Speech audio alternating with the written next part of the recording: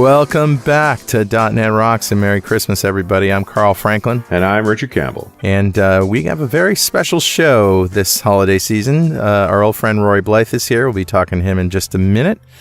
But first, man, Merry Christmas, Richard. Well, Merry Christmas to you too, buddy. Yeah. What'd you get? I don't know yet. Because it's approximately a month before Christmas right now. Yeah, no time shifting problem here. It's like, okay, it's Christmas, kind of. But I'm kind of thinking my Canadian friend might have gotten me some scotch or something. But might. I have no idea. You meat. You got meat for me last year. I think you're getting meat for me this year too. Meat. Yeah, let me tell you something. The Carnivore Club is like the best happy box of the month thing that I've ever gotten. I think I've gotten the permanent Christmas present for you. It's like every month you get a box of meat. What more do you want? I know, it's pretty awesome. It's awesome. Yeah, no, it's my favorite. So I thought about getting you something else, and I'm like, nah, I already got the perfect present. And you know what? Kind of sucks that I forgot. You know, when we went through Prague and stuff, I came through Barcelona, and in the airport, I got some jamon iberico. Oh, you did? And I put it in my bag, and I said, you know, when I see Campbell, I'm going to open this up, and we're going to have some of this. And I totally forgot, man. It's all right. Not sorry. That was a good little Eastern European run for me. I brought home probably a gallon worth of Moldovan brandy. Wow, that's crazy. Because it's good. Yeah. Crazy good. But yeah. So, Prague was a riot. Prague was great. It's a very meat-forward city, which I really appreciate about Prague. Yeah. Yeah. That is they don't mess around. That's the stuff that they prefer to eat the most. Meat. Yeah. Good Can't meat. disagree with it. And cost effective. It was inexpensive. It was fun. It was just a great place. Yep. But I also got a chance to go back to Bulgaria with DevReach, which we've been to many times. And Sofia continues to evolve as a city. It was very enjoyable. But my first trip ever into Moldova. Yeah. And I also went to the Transnistrian region, which is the east side of the Transnistria River. And a place that is sort of frozen in time. Yeah, they kind of got hammered during the war, right? Well, they kind of fomented they're considered a semi-autonomous region of Moldova. 1992, they kind of broke off. And so they have their own version of the ruble. And you know you're pretty far east when you see street signs that say, this way to Odessa, Ukraine. Like, okay, wow. I'm pretty far east. Yeah. But, and I saw Russian peacekeepers. Think about that for just a minute. Yeah, think about that. Right. Yeah. Wild. But boy, oh boy, they make brandy. It's good stuff. All right. Well, I think it's time we start this holiday show. I'll start with Better Know a Framework. Roll the music. Awesome. All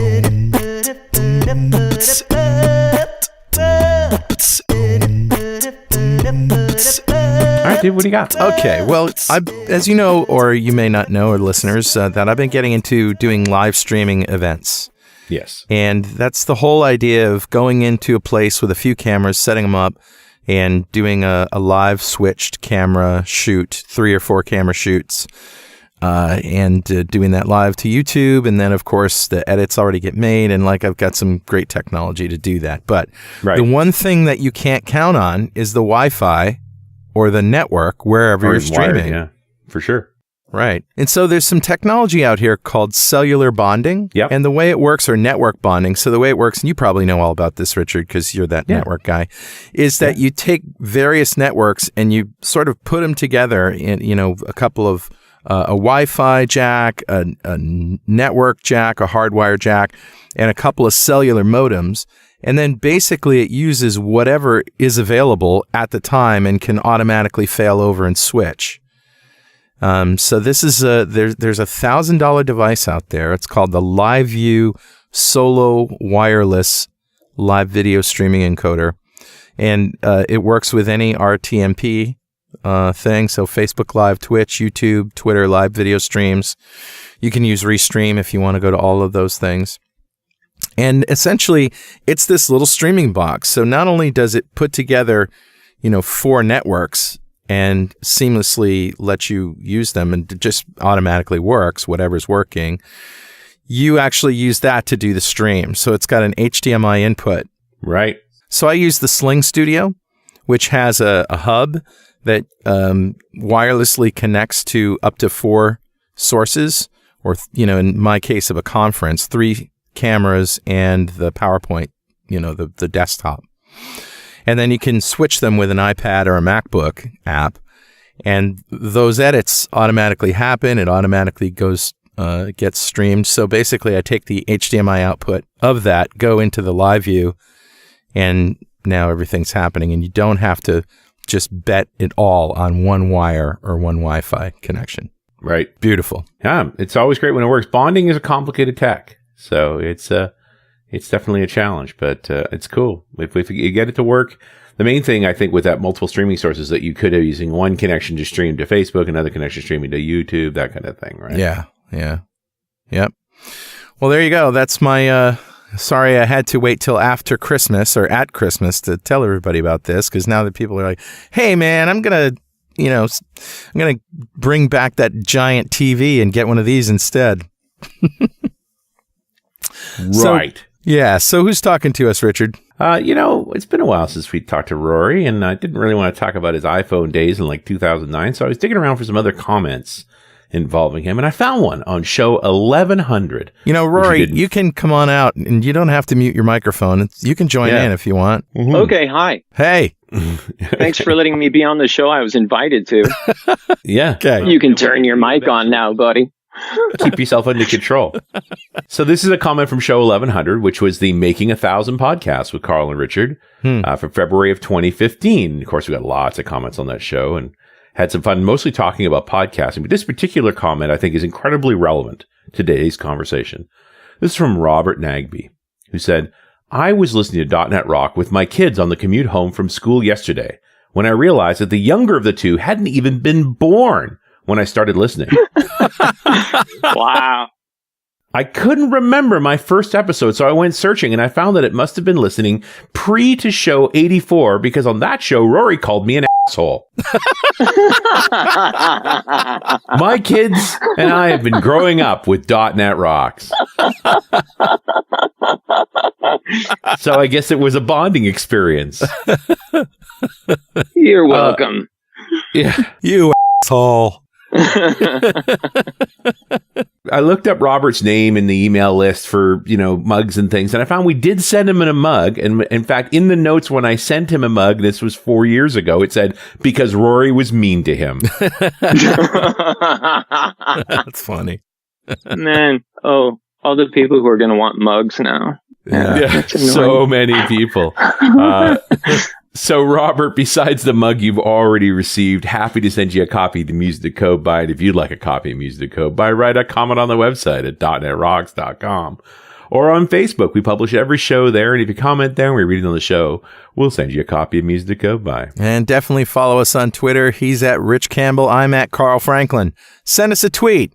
Don't be an asshole. Nice. In the old days, we used to interview the guest. We didn't just sit there and be like, oh, come to my Twitter. Boo, boo, boo, boo. Come to my Facebook. Look at my pictures. Who is this guy? I know, really. I used to co-host this stupid show, you assholes. All right. Well, anyway. Let me formally give Rory's bio here. For those who don't know, Rory is an independent contractor working in Portland, Oregon, who began coding at age 5 on a Timex Sinclair 1000, skipped childhood, never went to the prom, started working for the man, has been loving it ever since. He was also co-host of .NET Rocks from episodes 50 to 100. He had a hilarious nerdy blog called Neopolian, and has been known to call out the weirdos that landed on his surreal blog posts by reading what they typed into Google. Oh, my goodness. Yeah. Google and that's weirdos. What started this whole conversational thread out, right? Was I went and dug out a Google weirdo from like Yuval Lowy's show, and it was just shocking.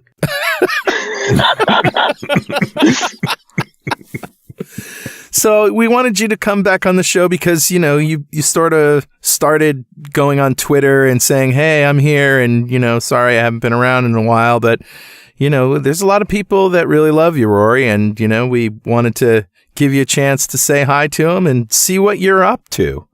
First, I want to say that's the bio that I wrote. Well, most of it anyway. No, about half of it. The first half, didn't I write that for my first interview with you? Yep, that's Wasn't that my original bio? I think so, yeah. What was it, 2003? December of 2003. The show came out in 2004, I think. I think that's right. And then you hired me like 12 minutes later because Mark Dunn was moving on. And I got really lucky. So, but yeah. You had a question. Where no, what am I doing? How are things? Yeah, how are things? Well, yeah. So I went away. Not quite the way it sounds, because that makes it sound like I either went on vacation or to like prison, and I didn't quite do either. A lot of things happened. Like, didn't I show you some of the photos from when I got sick? Yeah, you got sick. Yeah, I met up with you, Richard, Chris Ells, like everybody was down there at that meat shop, at that meat restaurant in Portland. That was on one of the road trips. Yeah, I couldn't believe that. Yeah, we went in there because, one of the problems I'm having is something called delayed gastric emptying, which causes me to throw up like all the damn time. It's really unpleasant. And so being in there, I just, God, I wanted to eat that stuff. Like every 3 minutes, one of those guys would come by and ask you like if you wanted a slice of the cow. Like, right. It was almost like I don't remember which Hitchhiker's book it was, but somewhere it might have been the restaurant at the end of the galaxy, but they bring the actual cow to your table, and yeah, your cow talks to you as they take chunks out of it and feed you, the sentient talking cow. Yeah, Douglas Adams, I miss that guy. But anyway, so as you know, I got sick. I showed you some of the photographs. They were disgusting. People out there, if you would like to see photographs of I don't know how to put it, but skin sliding off of my legs and leaving gigantic bloody patches behind.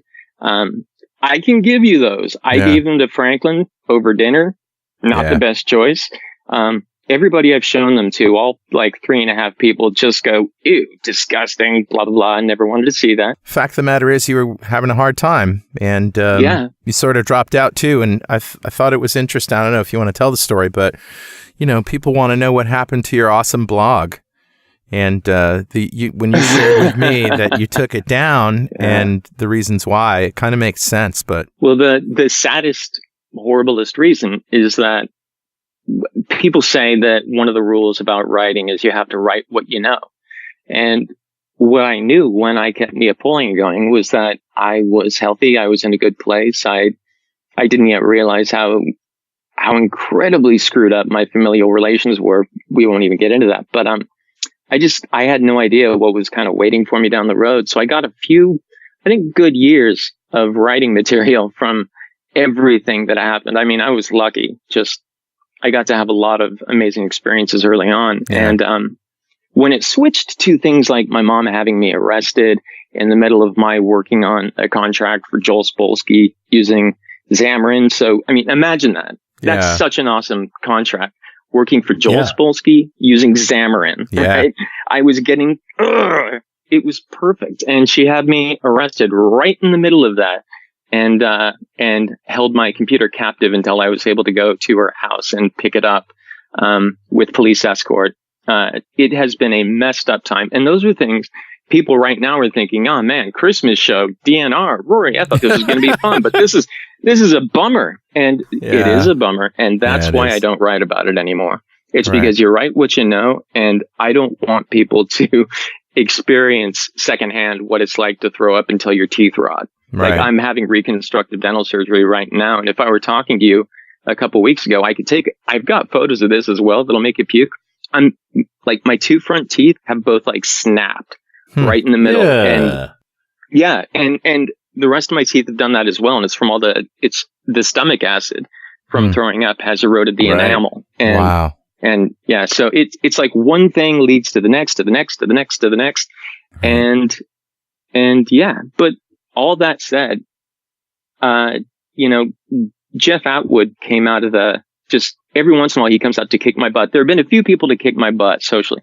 You've kicked my butt, try to get me out here, and it's helped, it's worked. And John Elliott, in Australia, one of the Neapolitan readers, and he did a lot of work trying to get me to kind of get out and do stuff again. Yeah. And I did for a while, but then life hits you again right in the face with a shovel, and you go down. So it was like 2 steps forward, 1 step back, and then Jet, I can say his name, and then Jet, no, I can't, but I can. Jeff Atwood came out and was, and he was just texting me, and he's like, hey, where are you, man? Are you okay? And he texted me right at a time when things were so not okay. You just wouldn't believe it. It's insane how how my life could go from being so amazing to being so messed up. And anyway, he sort of did this big time emergency Rory rescue thing that was a lot about self-esteem and getting back out there. And he started sending me things, right? So I've got a Raspberry Pi here, and I'd never had one before, and they're fantastic. Have you played with these? Oh, yeah. I mean, you must have. Yeah. By the way, everybody, a lot of the stuff I talk about and I'm excited about is old news to you, but is brand new to me because I've been out of the game for 8 years and completely stinking poor. So I couldn't afford any of this stuff. So Jeff's sending me, the Raspberry Pi with all the necessary accoutrements to get it set up, and a Picade, which is one of those little arcade cabinet boxes you can build around a Pi. Right. It comes with a screen. Yeah. So he's got me doing that. He sent me yo-yos, and he's got me working on various like yo-yo tricks. And what's amazing is that while I'm doing those things, I can't think about all the crap in my life that has been messed up. And the more I've done that, the less dependent on my crazy little world has become, because you get trapped in there, Right. You get trapped in your problems and your mess. And somehow, like through that, he's really helped me like guide myself out. And then I started tweeting just to reconnect with people. Yeah. And I was astonished because people seem to want to talk to me again. And I just thought, hey, nobody's going to want to talk to me. I'm a guy who sits around and throws up, but I've been getting told otherwise. Did you have a question? No. I seriously, the question was, what's been going on in your world, and I think you're answering it. Yeah. Yeah. It's that's rough. And writing has always been such a great part of your life. Now that you feel like you're feeling better, are you writing anymore? Yes and no. There's some neat projects going on that I don't think I can talk about yet, but one of them is going to involve a lot of writing. And it's another one of these really fun, it's a project. It's not a job, but it's a project. Yeah. And it involves Mark Miller, and it's going to be fun, I think. Wow. Anything that involves Mark Miller is going to be fun. It's definitely going to be crazy. Like it between him and me and how we talk, it's not going to make any sense at all, but it will be live streamed on Twitch. And I really do hope it's going to be fun. We know all about it. Cause he wanted to do it with us. Well, yeah, but you guys have like 9 million things going on. And to tell you the truth, I think you'd be so much better in this particular project than we would be. Like definitely. That sounds like it's going to be a riot. Yeah, you guys aren't qualified for this. No. You're way too sane and put together. You should not be involved with this. Your lives are good. Keep it that way. Marriage, kids, stuff like that. Don't stray. Don't wander. The grass is not greener elsewhere. You are in a great place. But I'm taking chances. The Mark Miller. But I love him. Although this is something amazing about Mark that I don't think a lot of people know, because it was right around when I stopped writing. But in 2007, when my second grandma died, like a year after my first grandma, and I was down and stuff was all messed up, and I had a really bad period and a really bad day that went really wrong. And Mark hopped in his car and drove to my condo in Washington from Idaho. Now, I lived on the west coast of Washington.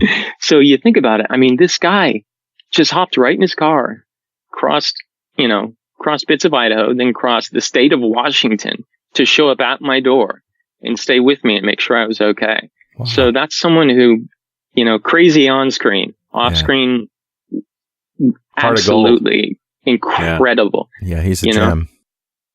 Yeah. I mean, so God, like there are all the stories behind the tech people that we interviewed, and a lot of those I really wanted to tell because they're amazing. No kidding. And every one of us has an amazing story about Chris Sells, who's just always been there, always a great contributor, like just extraordinary. I'm going to have to interrupt you for just a moment, though, or maybe I'm interrupting me for this very important message. Hey, Carl here. If you enjoy music to code by, you or someone you know might be interested in the app which I've generically branded Music to Flow by. See what I did there? It's a subscription model. And if you bought the complete collection of Music to Code by before October 24th, 2017, you are eligible to win a free 6-month subscription. With that, you get access to all the tracks on your phone with offline support. You get continuous play and even a sleep timer. Download Music to Flow by in your app store and flow on. And we're back. It's Richard Campbell, Carl Franklin, here with our friend Rory Blyth. Merry Christmas. Merry Christmas. No Merry plans Christmas. at all for the show. No idea what's going to happen here. But speaking of Santa, we were talking about Chris Sells. He has a great Santa costume. I've seen him wear it. Yeah. Okay. All right. You were missing the segue, but now it makes sense. Oh, I had a plan, friend. I had a plan. He looks more and more like Santa every day. So, And you get a garbage collector, and you get a garbage collector. yeah. Oh, I love Chris. I really do. Oh my God, there's another hero. But yeah, now, did you have something you specifically wanted to say about Chris, Richard? Well, he's one of the reasons that .NET Rocks exists, without a doubt. Oh God, that's right. Yeah. Well, back when I first started listening, he was like, I'd have to say that he and Scott Hanselman, and they were probably my favorite guests. But I don't know, Chris has always been I think he's always been my warmest, fuzziest, I don't know if I want to say guru, but I'll definitely say, it's hard to be friends with him because I kind of worship him. You know what I mean? And that happens in this industry too. You meet people who are so amazing, so smart and talented that they say you're their friend, but you can't believe that this person would bother being friends with you. And Chris is one of those people. And man, he taught me so much about public speaking and about how to get my career oriented. And that was all back in the early 2000s. So yeah, between him and you and Scott and everybody, I never would have gotten a job anywhere other than, where I was already working until they'd eventually fire me once they figured out I was nuts. And then, ended up at Microsoft, which was great. But yeah, people know that story. So I've emerged. Twitter helped me, leave behind a lot of that stuff. And as I was saying, Jeff helped me to find my way, out of depression a bit. And something I learned from what Jeff did that I think is very, very important is that making things and doing things is really critical to mental health. And that's such a public service announcement kind of thing to say, but as someone who is severely depressed and has been diagnosed with PTSD, not once, not twice, but 6 times because I didn't want to believe it. I don't want PTSD. So I went for a 6th opinion. It helps, and very few things do. So if you're out there, and I know that there are a lot of people, in the dev world who are isolated and tend to spend a lot of times alone. If you are depressed, just follow the Jeff model, do things, wire things up, it's amazing. And now I'm looking at all these other crazy things. Like you were talking earlier, about that device that allows you to, set up your vidcast wherever you happen to be and have that automatic failover, which, by the way, I love that. It sounds like RAID for network connections. Exactly. Right. And it's that kind of thing that I love now that we didn't used to have. When you think about the Raspberry Pi, when you think about, and Arduino and all the other million things I've missed out on, there's so much that we can do, without having to rely on some manufacturer, without waiting around for them to maybe hopefully build the things we want and need, or the things we just want to do. I've had this strong temptation lately to create a RAID array out of flash disks. And I don't know why. There's no reason. I don't need it.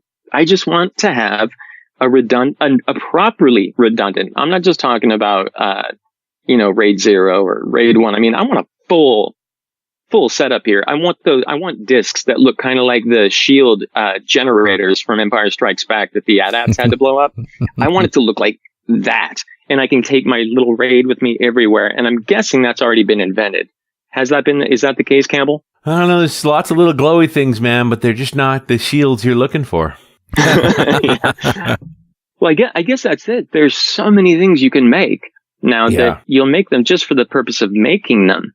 Now there's a first world kind of opportunity. Yeah. Well, music is something that you've always done. What about that? Have you been able to write any more music? Unfortunately for me, music follows the same rule as writing. So I haven't been writing as much music. For the longest time, I actually only wrote music and words to pass the time, because being sick and bedridden is like being on one long flight. You never get off the flight. You are always there. You're always uncomfortable. You hate it. So you just pass the time. And that means sleep and then, reading airport novels and things like that. So, not a lot of music. But what I did do the whole time, oddly, is I kept coding. I didn't stop. But I needed to distract myself. So I got very far away from iOS and .NET, I wanted to get away from the familiar territories. And this is where we start getting into an actual tech podcast, right? We're going to talk about programming here, because I really got into Lua. And really? It seems, I love it. And Chris, I tweeted about this, I think 2 years ago, and Chris Sells asked me, he tweeted back, why? He asked me the same thing about sockets. Why would you want to use that? Why would you do that?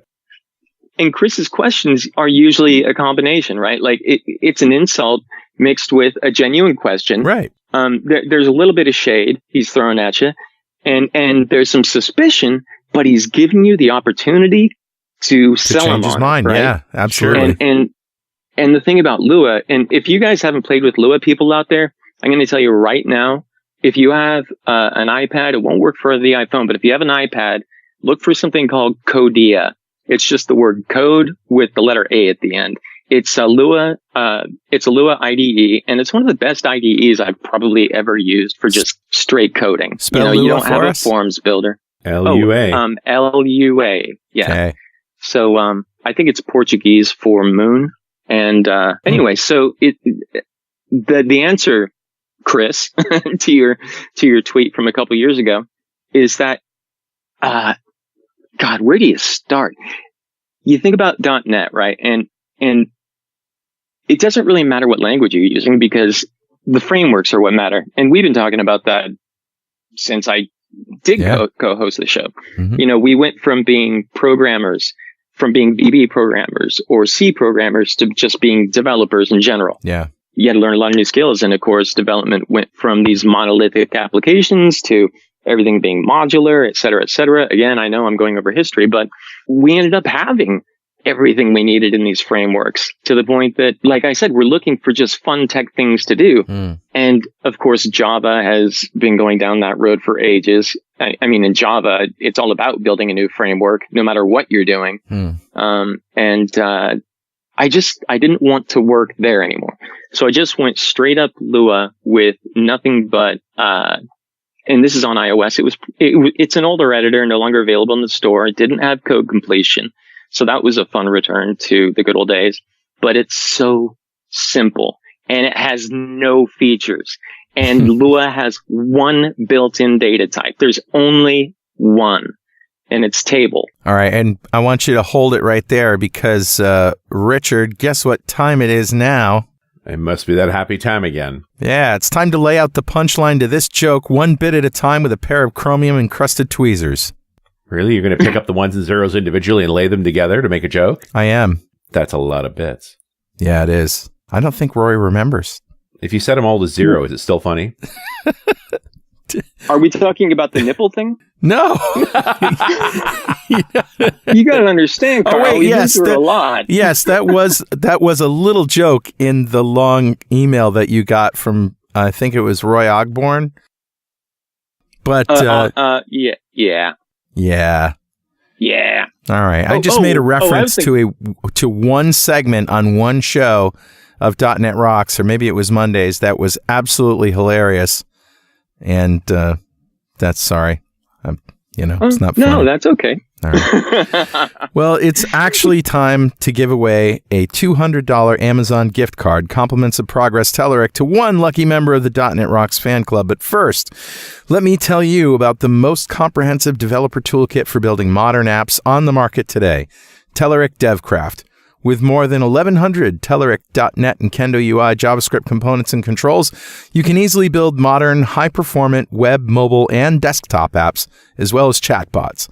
The toolset also includes reporting solutions, automated testing and productivity tools, and comes with a range of support options. New this year is a free online training program for all license holders. With this, alongside thousands of demos with source code, comprehensive docs, and a full assortment of Visual Studio templates, you'll be up and running with the Progress, Telerik, and Kendo UI tools in no time. Download a free 30-day trial today at telerik.com/download, and also consider supporting .NET Rocks by making a monthly pledge at patreon.netrocks.com to ensure that we will stay on the air for years to come. All right, buddy. Who's our winner? Today's winner is Matt Scranton. Congratulations, Matt. Congratulations. And Merry Christmas, Matt. Cough to you. Matt. Yeah. Well done. And Matt just won a $200 Amazon gift card thanks to Progress and Telerik just for being a member of the .NET Rocks fan club. And if you'd like to join the fan club, go to .NETRocks.com, click on the big Get Free Stuff button, answer a few questions, and join the club. We have thousands of members all over the world, and every show we like to give away stuff from our sponsors. And every December we give away a $5,000 technology shopping spree to one lucky member of the fan club. All right, Rory, the tables are turned. $5,000. If you had $5,000 to spend on technology right now, what would you buy? Jesus. Yeah, so that question was in there, and I was trying to figure out what would I buy? Because again, you are talking to someone who is ignorant of, the technology is currently available, because I missed out on all the toys. But one of each? God, well, that's the thing, right? What do you get now? Do you need a big thing? Do you need a medium-sized thing? Does it have to come in a box? Should it be a card? What about some VR? Some virtual reality? What about that stuff? Microsoft, I on Twitter, Microsoft posts all those, ads about all their products and things that they sell. I guess that's what ads are for. People already understand that. But one of those products was for it's not VR, but it's like MR. Augmented reality, right? HoloLens? Well, it wasn't augmented either. It was something like right in the middle, and I made fun of the post, but then I didn't think I'd get a reply, but I did, and it was to a demo of this stuff, and it is so cool. If I think it's what I think it is. Campbell, do you know anything about this? No. MR. I think it's whatever it is, it's probably off there in the Microsoft store, and it's not virtual reality, but I got the feeling that it doesn't just allow you to do virtual reality, mixed reality, like the mixed reality, mixed reality, where it's like you have it. They serve as a HUD partly for what you're working on. Yeah, and that there's a use case finally. Oh yeah, VR headsets have been around. The first time I used a VR headset was in 1990, I think, and it was for the grand opening of this huge superstore. And of course, it was 50 pounds, and I have scoliosis from it, but I played one of those weird games with all the ray traced dinosaurs flying around. You had to shoot, and it ran at about 12 FPS, but it's been around forever. Mushrooms? Well, at that point in time, it could have been a combination of both, to be honest. Yeah. To be totally honest, but yeah. Now we have the same technology essentially, and people still haven't quite when I talk to people in stores, and I don't know if it's that Best Buy people are really snotty, but they're like, "Oh, VR? You mean last year?" or I don't want to say it's a millennial thing, but it's sort of like when they say, "Who listens to albums anymore?" I do. I like the whole album, and I don't care if VR just became exciting last year. Hell yeah, I'm interested in that stuff. There's so many cool things going on. I do think that the mixed reality concept is what will ultimately replace the smartphone.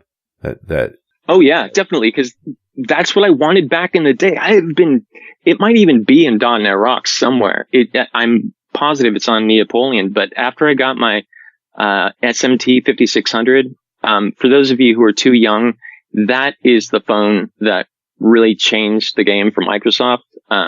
Back when Microsoft was still doing a lot of mobile stuff. Yeah. And Pocket PC, Windows Mobile, the early 2000s, Microsoft really kicked ass. in mobile. And the SMT 5600, like I mentioned, was a particularly wonderful phone. And when I was using it, I realized, hey, I've got, in 2005 or whenever it was, I've got a word processor here. I had already written a replacement for Access that I had installed on it. I had my database equivalent. I had a spreadsheet equivalent. I had my ebooks. I mean, it was an iPod long before the iPod was what it became. I mean, iPods were up, but I'm talking about the iPad Touch, obviously. Right. It was just so impressive. And I thought, what if this thing could somehow connect to glasses and I could go on a plane and use one of these portable folding keyboards and just put my glasses on and use my phone as a computer? Like, why can't I do that? Right. And that technology was around in 2005. Like, you could have I found a review for the SMT 5600 from 2004. Yeah. Is it Scobles? It's mobile. No, it's mobile 2003. It's V66 480 by 480 graphics. It can handle 2 resolutions of videos with sound, both 128 by 96 and 176 by 144. Wow. And I've got some great videos I made with that too. One of which is titled "Smoking in the Playground." And things were different back then, weren't they? Yeah. What we could get away with. It's a candy bar phone. It's beautiful. So I have a holiday Rory story. Can I tell it? Absolutely. All right. So I mean, it's your show. I can't stop you. You could stop me. Well, I'm not going to. How about now? Tell your story. How about now? Tell your holiday Rory story. All right. So yeah, exactly. So here's the story. I'm not going to name names, but back in the day of when Rory and I did the show together, 50 to 100, the shows were 2 hours long, right? We did 2 interviews per show, and we only had like 1 or 2 shows per week. I can't remember. So it wasn't, we weren't producing a lot of content, but we also, did the Google Weirdos thing, and we did some music occasionally, and it was kind of like a variety show. And this is before we branched off into Mondays. And we got a, shall we say, a very senior person at Microsoft who was a fan of ours for .NET, right, to line up an interview with a couple of executives. And this person at Microsoft said, now, I want you to be respectful and, no off-color humor, be, professional about this, okay? Yes, right, I said, except I forgot to tell you. It wouldn't have mattered. Now, these guys are on the phone, on hold, waiting for us to get to their interview. And it's time for Google Weirdos. And I was like, oh God, I totally forgot. Oh man, God, I hope this is going to be okay. The first one. So, and of course, you can set it up, Rory. What is Google Weirdos exactly? Well, I run a website called neopoleon.com. That's neopoleon.com. Easy to get to, easy to find. And whenever people Google me, I'm able to go into my logs because I have really advanced software, and I'm able to see what the search term was that led them to my site. And a lot of times the search terms happen to be very odd, and I don't know how they got to me, especially when it comes to things like horse balls and dog ding dongs and things like that. And I like to read these out once a week on the show. Right. I usually get about a dozen of them that are pretty good. And eventually people actually started trying to get my attention through Google Weirdos by seeing if they could make their way into Google Weirdos by entering something into Google like, hey, Rory, you're an asshole. Yeah. And I would find that in my in my logs, and I would see the search term is, hey, Rory, you're an asshole. Right. And so people found a way to communicate directly with me through Google searches. Right. So, but the thing that's funny about this is that your blog posts are surreal, and they're full of all sorts of strange combinations of words that normal people would never put in the same sentence, right? So the terms that people actually look for and get a hit on your page can tell a lot about their weirdness, right? That narrating. All right. So the first it's like one looking was in a mirror. Yeah.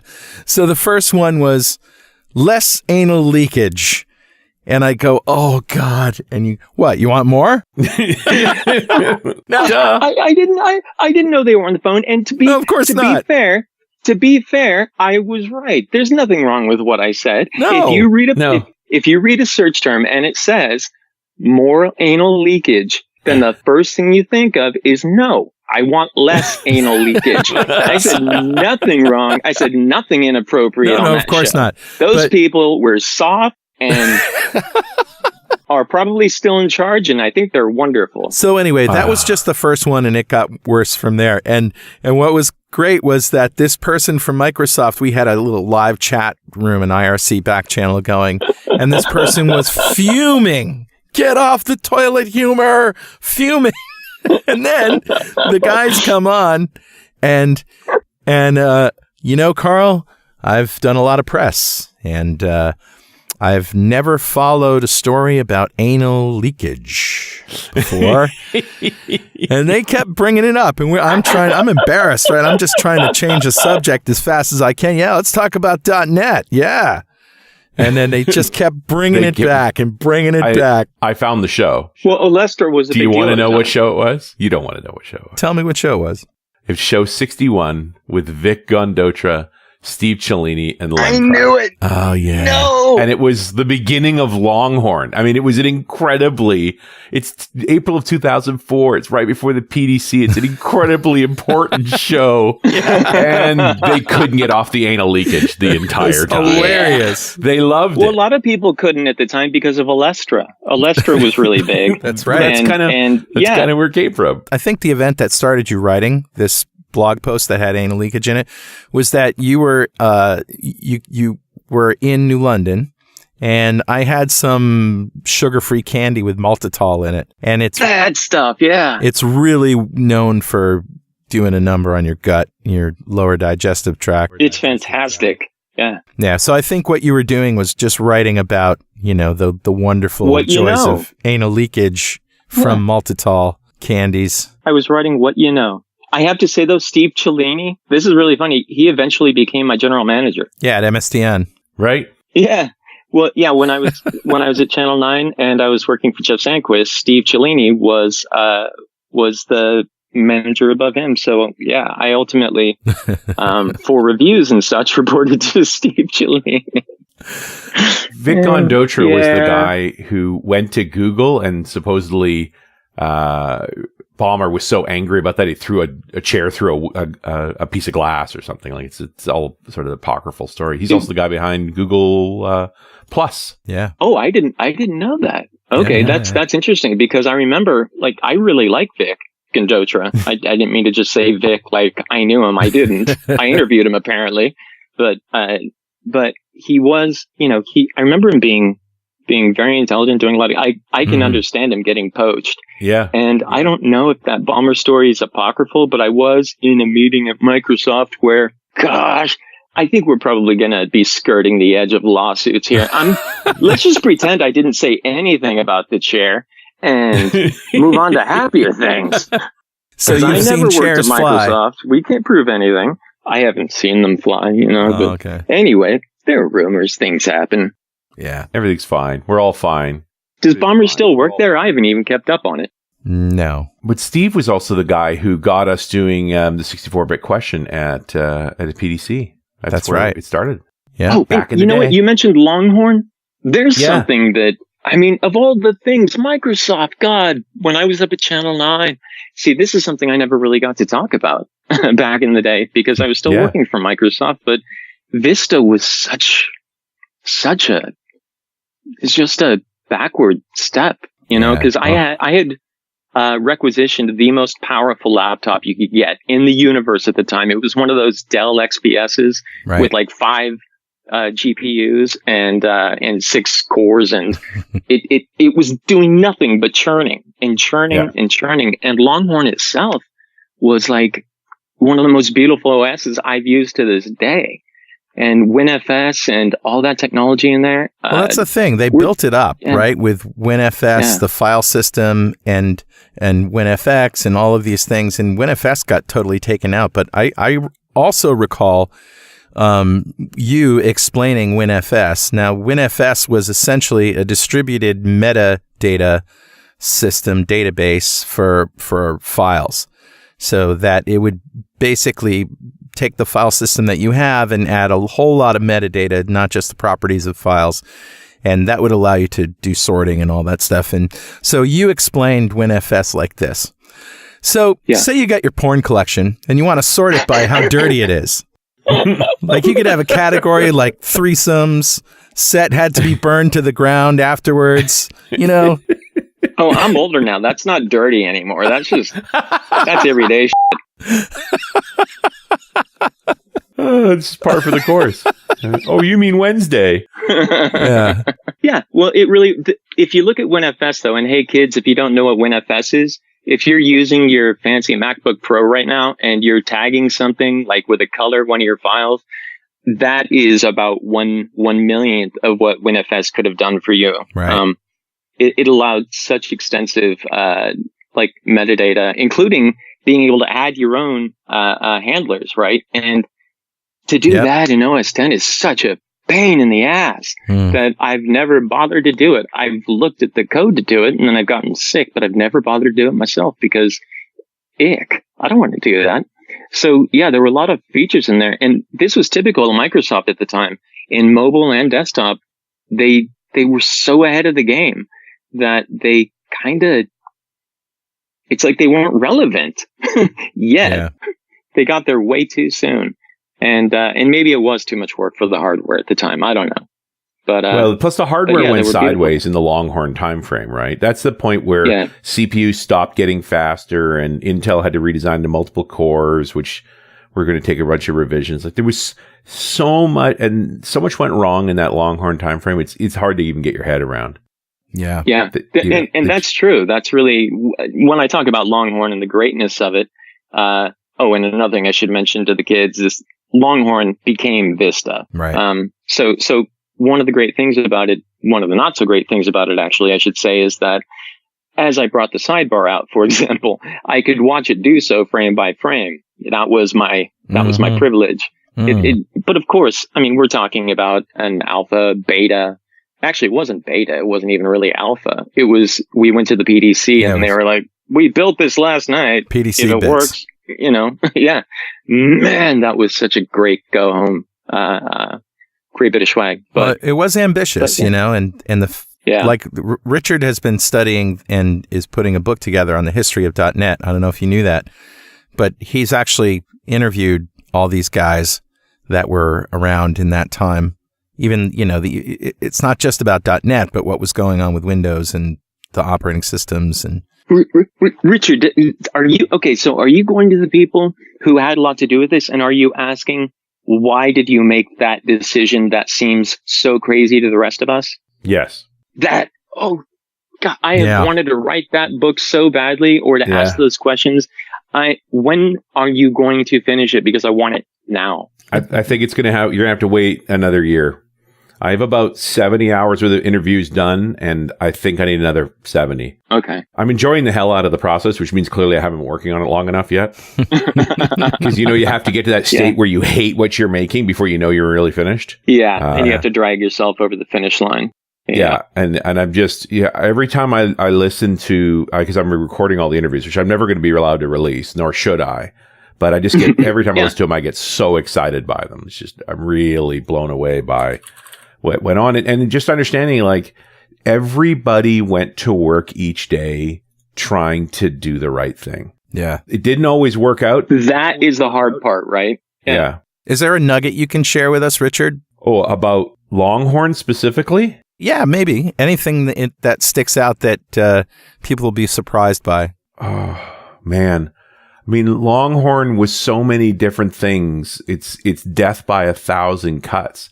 But there was a version of Windows before Longhorn, but after XP. Yeah. So the XP code name was Whistler. And this one was Blackcomb, right? Oh, right. Yeah. Yeah. So when Whistler's a mountain not far from where I am, is a ski mountain that the Microsofties love to ski at. And the next mountain over is called Blackcomb. And so, yeah, the next version was going to be called Blackcomb. And one of the interesting truths when you talk about that time frame, right? If in the 2001 time frame, is that's also when Gates releases the Trustworthy Computing letter, because that's after Anna Kournikova and Code Red and the Slammer virus, like all those things that happened to Windows 2000 and XP. And so he sort of like, everybody stop what you're doing, work on security. And he took a big chunk of the most senior guys in Windows to fix Windows. And this is part of what went wrong with Longhorn, was that all of those security patches meant they had to rewrite all the drivers. The driver model was completely different after XP SP2. And the reason it was, the reason it was called Service Pack 2 is they'd already figured out what Service Pack 1 was going to be, because it was all the stuff that got cut from the initial release of XP. I didn't know that. Huh. And this is the dynamic of it. So part of what goes so wrong is before Whistler even ships, they're now working on Blackcomb. And at this point, Microsoft is 90+% of the desktop market. Like, they own the space. And Gates has just stepped down as CEO, right? After the monopoly crisis, the DOJ, and Gates steps down, Ballmer takes over, and now Gates is chief architect. And I got the sneaking suspicion he just had too much time on his hands. And Blackcomb was originally specified as this object-oriented operating system, top to bottom. That's what it was, right? Like an object-based file system. And that's WinFS, just constant mapping everywhere, yeah. Yeah. So it was so far out of realms. Like, WinFS is the dialed-back version of the vision that was Blackcomb. Wow. And that's what they made into Longhorn. And then that came up with the 3 pillars, but also incorporating .NET into the core of the operating system. Right. Right. I remember that. But remember, they were doing this work on version 1 of .NET. It just wasn't ready to be part of an operating system. Like, one could argue if they had waited until 2005, until version 2, when it was so much stronger, it might have worked. But part of what went so wrong with Longhorn is that they had changed the security model. The CPUs had gone sideways. They were redesigning the operating system from scratch with this big vision of object orientation, and they threw .NET in there in a mix. It's like, you can change one thing in your design of an operating system, but you can't change everything. Yeah. Right. No. That's like changing someone's home address. So they end up at a completely different house that looks nothing like the one they had left in the morning, right? Yeah. And I actually have a nugget similar. Well, wait, is your nugget still going? No, Richard? my nugget. I'm all nugged out. Okay, so I have a nug that I will nug then for you, as long as we're making nug into a verb. Allow me to While we're nug. nugging. So nug this. I was in one of those big meetings where there were several thousand Microsoft people, and I guess it was probably 2004, 2005. And Ballmer was up there, and he was talking about how upset he was that softies were using Firefox for work, basically, because at the time Explorer was in a bit of a state. And as is my way, I had to get up there and ask a question. As is my way, I was perhaps a bit obnoxious about it. But the point is, I kind of brought up that it isn't quite fair to blame us, the workers, for having to switch to Firefox to get our jobs done, because at the time we really did have to at times. And later on that day, and this goes, I should say the relevance here goes back to what Richard said about how everybody had the best intentions, right? There was a party that night, and I ran into some guys from the Explorer team, and boy, like, I didn't expect that. And I hadn't thought about my voice and my attitude and how caustic I could be without meaning to. But you threw the Explorer team under the bus. Yeah, I really did. And it was in front of a large group of people. And I just no self-awareness.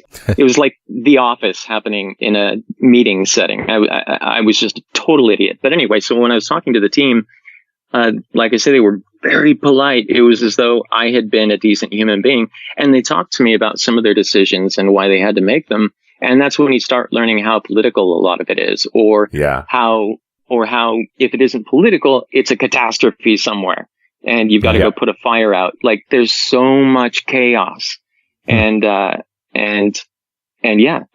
can see that happen in Microsoft, of course, because Microsoft is so obsessive about backward compatibility, where in the Apple world, we wake up and a new operating system has automatically installed itself over the old one like it did last week.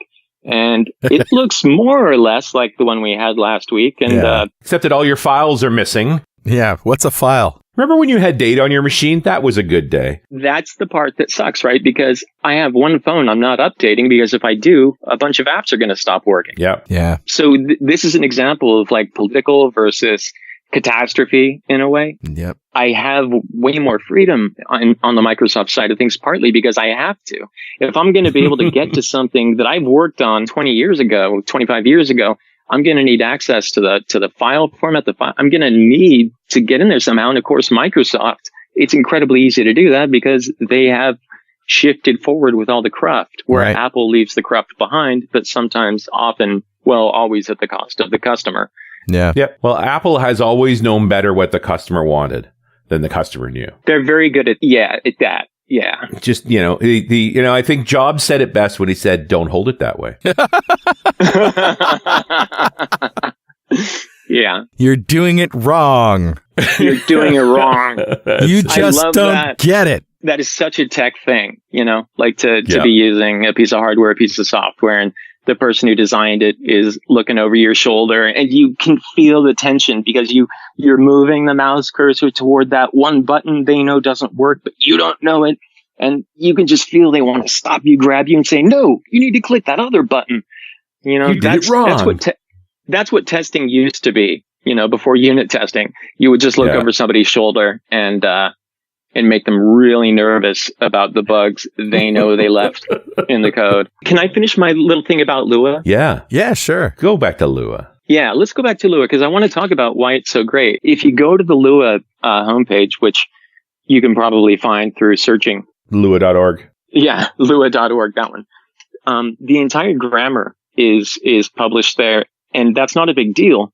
But when you look at the size of the file, most of it is explanations, as you would expect, because, a grammar on its own is not going to be super wordy, right? I mean, it's a spec, but it's such a simple language that you can learn it from reading the grammar. And I love that. There are certain natural languages, for example, like Italian, where there are some rules that are so fixed that you can learn them without hearing language or speaking it. And Lua is a lot like that. It reminds me of Ruby. Like it's don't you dare! You take those words and put them back in your mouth, swallow them, throw them up, burn the puke. Ruby take loves the you, ashes, Rory. Spread them to the winds. Hope they make their way to the atmosphere and into outer space and into the heart of the sun, where they will be turned into fuel and exploded to come back as light that shines on you for the rest of your cursed life, you Canadian communist. All we need is a Rails for Lua, and we'd all be happy, I think. As I was saying about Lua, I think that's a trigger. Yes. It's very simple. You mean like Ruby? I don't even like that word anymore. So it doesn't have any really stupid characters you have to put in or around or near anything. They haven't tried to reinvent, like certain types of notation. But without getting onto all the reasons it's better than like a lot of other stupid languages, is that it has no features. It's a lot like picking up BASIC in 1983 or 84. You have your editor, your window, and that's it. And you've got the basic language. But what's amazing is how quickly you can create a DSL with it. For example, the domain-specific language for, isn't that what we call them? Domain-specific languages? Yeah. Okay, I just wanted to make sure I got the acronym right, or I'm going to sound like a real asshole. But everything basically is a first class member. You can rename global functions. It's very difficult to explain how flexible it is. You can shove Lua up its own ass and it will still work. Merry Christmas. That is a metric of a good language, though, isn't it? How recursive is it? Okay. Okay. Campbell brings up another good point. It's very easy to shoot yourself in the foot with it. Okay. For example, when I was using an early Lua IDE on iOS, I was able to, through the global environment that's kept for Lua, I was able to traverse my way up to the Lua Objective-C bridge and make changes to the app I was using. You're really not supposed to be able to do that. But I was able to modify the nav bar. I was able to modify the color of the UI elements. I was able to do, it's amazing. And that is one of the things you can do. You can really shoot yourself in the foot. It's a little bit like C in that respect. Nice. Okay. What are you coding? What are you making on your iPad in Codia with Lua? Okay. Well, in Codia, you're making games, but in a basic Lua editor, you're going to be just writing code. And this is where it gets interesting, right? Because you say, if you have no real framework, you have all the basics built in. You have layers built over sockets and over, file access. It's POSIX, basically. That's what it's oriented toward. But you begin by realizing there's nothing there. And for example, I missed object orientation. And this is so cool. With Lua, you can roll your own object-oriented system any number of ways. So I have my own style, my own entire way of. I have Rory's object-oriented programming system. It's not like somebody else's, and you can do that with Lua in a few lines. Well, I say a few lines, but really to get the data types, that is to say, the tables, begin to act like objects is really easy. And each table has a meta table. And this is where it starts getting really interesting because, oh my God, you can throw a function, like an anonymous function into a table, and then you can have some kind of trigger somewhere else in its meta table that's going to cause that function to get called when this happens. It's like you can link so many things together. All you've got is this one data type. Wow. And right. You look at what you can build. So I wrote my own framework. I wanted to see if I could do a basic .NET style framework with IO, higher level wrappers over all the crap. And it was so much fun. And it taught me so much. And I'm not kidding. I think anybody who has a few hours should pick up Lua and play with it. And just, there's a moment when you grok it. It won't make sense until you realize how powerful the table and meta table combo is. It sounds kind of functional. Well, is it? No, it really is procedural. In fact, it's about as procedural as it gets. But like a lot of languages, as I said, you can shove it up its own ass.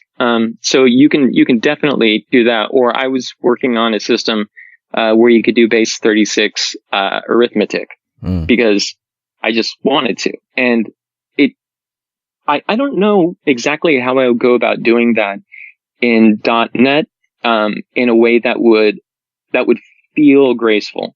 Where here you can add it to the environment in such a way that it feels like it's part of the language.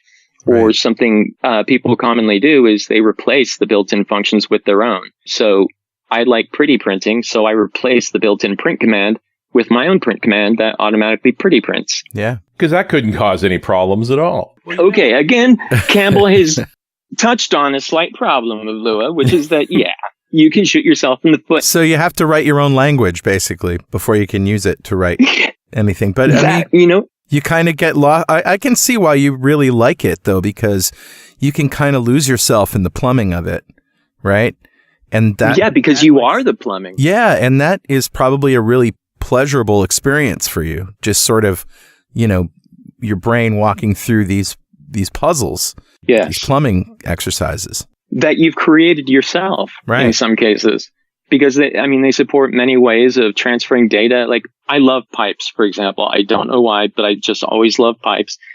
They provide you with means of accessing all these technologies. It's just not there. There's no framework. There's just the low level libraries with the wrappers over them. But another interesting thing about Lua, and perhaps one of the reasons I used it is I wanted to be able to program on my iPad while I was lying in bed, because I couldn't sit up with a full desktop and my laptop was like 500 pounds, and that starts hurting after the 8th hour. Yeah, so right. I looked for any language in it, and it was Lua. And yeah, one of the reasons I think it's so easy to make an iOS IDE for Lua is that Lua is nothing but like a little C file. You just chuck it in there and it's integrated. And that's it. And it makes you wonder why you even pay for Lua IDE, but I guess because a lot of work went into it. It's really, really nice. I love it. I mean, it's really cool just to hear you, passionate about this language. It's something that I've never used, and I want to hear more, Well, it was originally conceived as almost a replacement for like batch commands. Okay. It's supposed to be like a configuration language. It's supposed to be part of builds. It's supposed to be an extension language. It was never intended to be a standalone language. And in fact, if you go and you download Lua, what you're really downloading is an interpreter. You aren't really getting a whole lot. Okay. It's like having a sketch pad with a programming language. If you're a dev, it's like Legos almost. You just have these little building blocks and you can build so much with it. Right. And I'm only pushing it this hard because one of the, Mark Champalia, he's this great dev in Portland, brilliant, once wrote an interface so you could play Super Mario Brothers with 4 people controlling Mario, one person playing the piano, another person playing the strings, another person singing, and another person playing guitar. They receive no instructions. Each one starts playing, and as they play, they learn what their instruments do to control Mario. This, I think, was his thesis for computer science, and It's brilliant. So anyway, one of the smartest people I've known, and I think in 2009, he told me about Lua, and I was like, why the crap would I care about that? It was beyond what Cells was like, because Cells was like, well, why would you like that? But I was more of a, why the hell would you care? I mean, Objective-C, C#, world complete. And, any questions? Put a final brace on that and suck it. And that's that. But it turns out Mark, who also wrote his own OpenGL API, by the way, in 2009, without knowing anything about OpenGL. Turns out when really smart people suggest things like that to you, be as smart as they are, or try to be. And yeah, I've become a little bit humbler over the years as I've learned that, other people have feelings and inner identities, and that makes me sound like a sociopath. But yeah. Well, dude, you're our Rory, and like I said, everybody loves you, and really glad that you're back on Twitter, and your Twitter handle is Rory_Blyth, and I'm hoping that people will go follow him and catch up. Well, yeah, after my rambling here, I'm sure they're going to want a whole lot more of that. Yeah. And then he said blah blah blah blah blah blah. I really do enjoy your tweets, and hope you get some more followers from this. What I really want is the followers who want to be there. So I was thinking about trying to get fewer followers by asking, in fact, maybe they're listening. Anybody who is subscribed to my feed and doesn't like it, please unsubscribe. And I know that's a weird ask, but I really want to end up with a real community, even if it's only 12 of us. So right. Oh, that's interesting. Only subscribe if you really want to talk and be friends. That's so cool. All right, man, we're going to let you go, but just one last thing. Merry Christmas. And Merry Christmas. It's really good to talk to you again. You too. And thank you for having me on. And I hope the listeners are all right with it. Yeah. Because this was a bit of a different show. It usually is when I'm on, I guess. That was the intent. It's Christmas. It's Christmas. We're just hanging out. Merry Christmas, Rory. My first good Christmas in years. So nice. Yeah. Thank you. All right. Thank you, Rory. And we'll see you next time on .NET Rocks.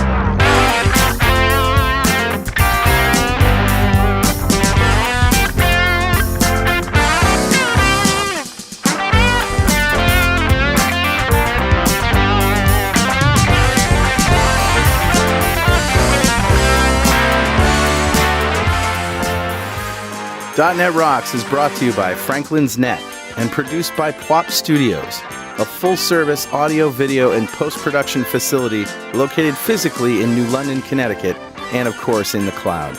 Online at pwop.com. Visit our website at dotnetrocks.com for RSS feeds, downloads, mobile apps, comments, and access to the full archives going back to show number 1, recorded in September 2002.